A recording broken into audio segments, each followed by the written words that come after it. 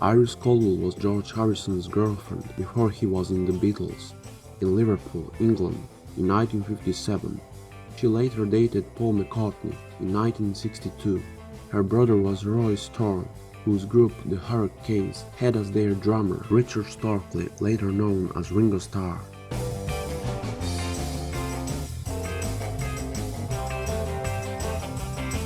Ruth Morrison was a widely attractive and bright young Liverpool girl who in 1958 managed to catch the attention of a young boy named George Harrison in a big way. He had always been flirty with the local schoolgirls and talked of girls with his mates, but he'd never been totally hooked on a girl until he met Ruth. As his friend Ken Brown recalled, George had never really been too keen on girls. He was only 16 and at the Liverpool Institute with Paul McCartney. Later he seemed to go head over heels for Ruth. Luckily for George, Ruth returned his affections and they started chaste romance which consisted entirely of hand-holding and kissing, but never went any further than that.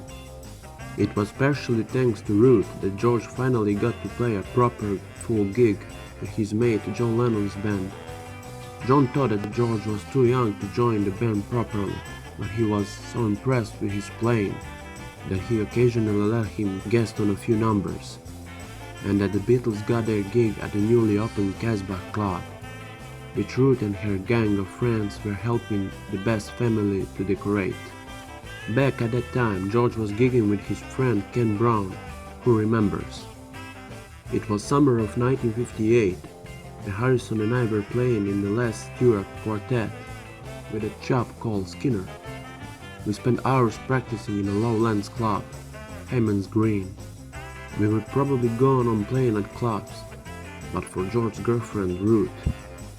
One evening, the three of us were sitting in a Lowlands, drinking coffee, moaning about the fact that we had nowhere regular to play, when Ruth suggested we see Mrs. Best at the Casbah. She promised that the Les Stewart Quartet would play at the club when it opened.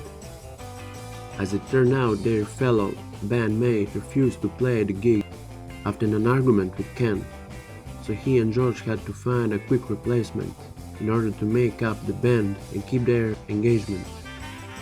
As we were walking down the road, I turned to George and said, "We can't let Mrs. Best down now. Let's try and get a group together ourselves. Do you know anyone?" "There's two mates I sometimes play with out at Speak," ventured George. "Okay, let's ask him," I said. And George went off on the bus, joining me 2 hours later at the Casbah with his two mates, John Lennon and Paul McCartney. I told them we would each be paid 15 bob a night. They seemed glad about it. In those days most groups played just for experience. Ken was a close friend of Ruth's and remembers how Ruth was mad about George. But both he and Paul McCartney were so into their music that they didn't have much time for girls. In those days Paul was not very interested in girls. He took one or two to the pictures, but that was all. He was in love with music. George was the same.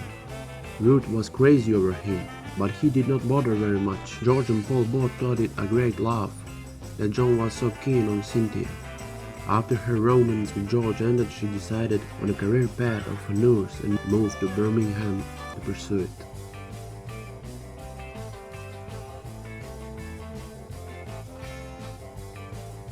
She met the Beatles at the Casbah Club and was first attracted to John, but it was George who asked her out. Pauline was probably George's first steady girlfriend, and she was still his girlfriend when he went to Hamburg with the Beatles in the spring of 1961.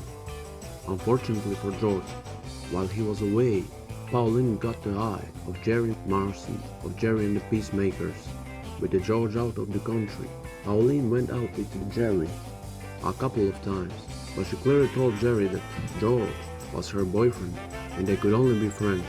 Neither Pauline nor George took much notice to Jerry, but he just wouldn't go away.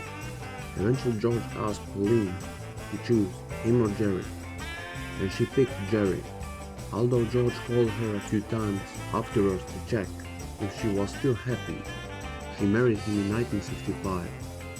and they're still married today.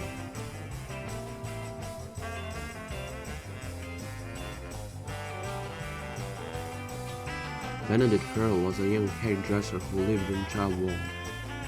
She first saw Beatles perform in 1961, and when they became a fixture in Guirron club, she joined their devoted fan following. 2 years later, when she was 17 years old, their lead guitarist George, who lived very near to her, asked her out by posting a note to her door. It wasn't too much out of his way to run me home. I still have a little note that he gave me for our first date. It was in early 1963. It was very happy teenage period, and I had so many happy memories. It was no big, raging love affair, but George was my boyfriend. He was a lovely, lovely man, a caring private person.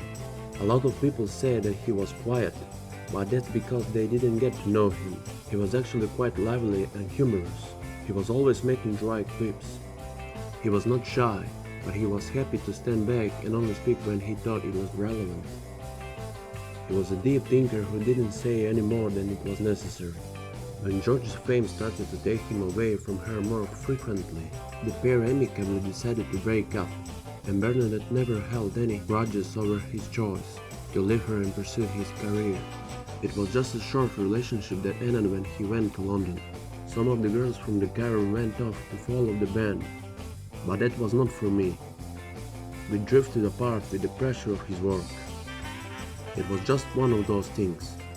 People get stick for living in Liverpool, but in those days, it was just something you had to do to succeed. They left Liverpool almost overnight, and he just didn't have time to see me. I saw him again at a party in the 1970s, and he was still the same handsome, charismatic George.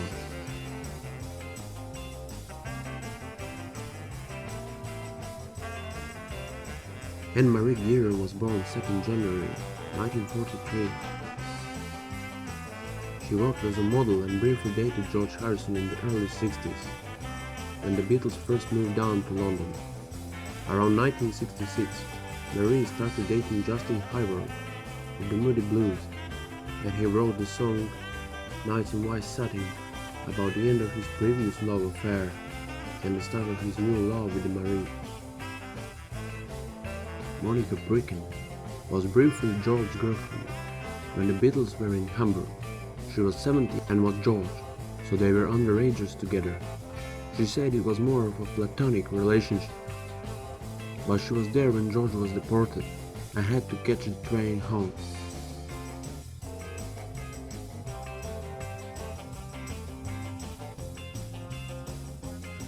It was in the spring of 1973 that George Harrison and Krissy went to Spain to see Salvador Dali. As Patty Boy explained on her autobiography Wonderful Tonight, Krissy and Harrison became lovers on that holiday, and when they returned they waited for their respective spouses in Harrison's home, Friar Park, in Oxfordshire. At the same time, Ronnie Wood was in love with Patty Boy. Katie Simmonds. In 1974, when she was just 24 years old, she began dating George Harrison, on whose wife Patty had left him for his friend Eric Clapton.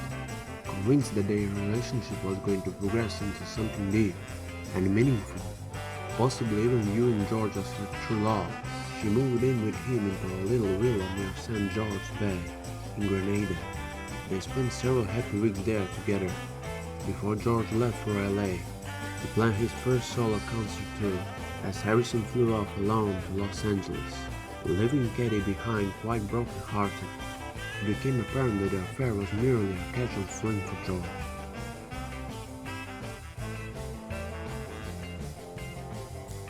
Patty Boy's autobiography revealed how she left George Harrison for Eric Clapton.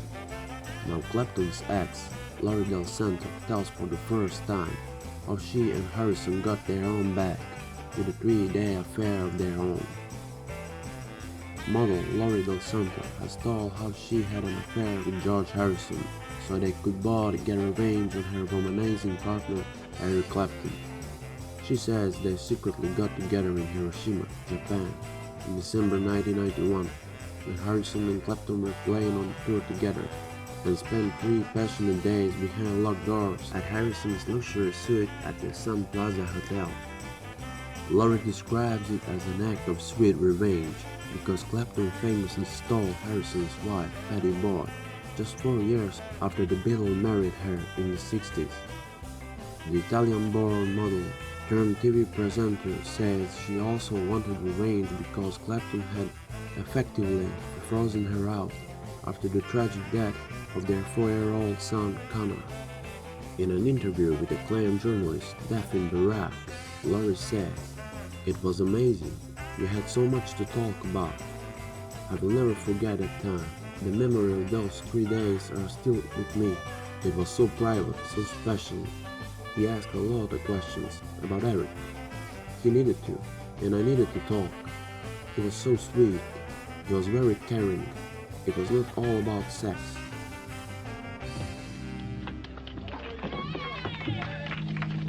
Thanks, Mo. I'd like to say thank you on behalf of the group and ourselves. I hope we pass the audition.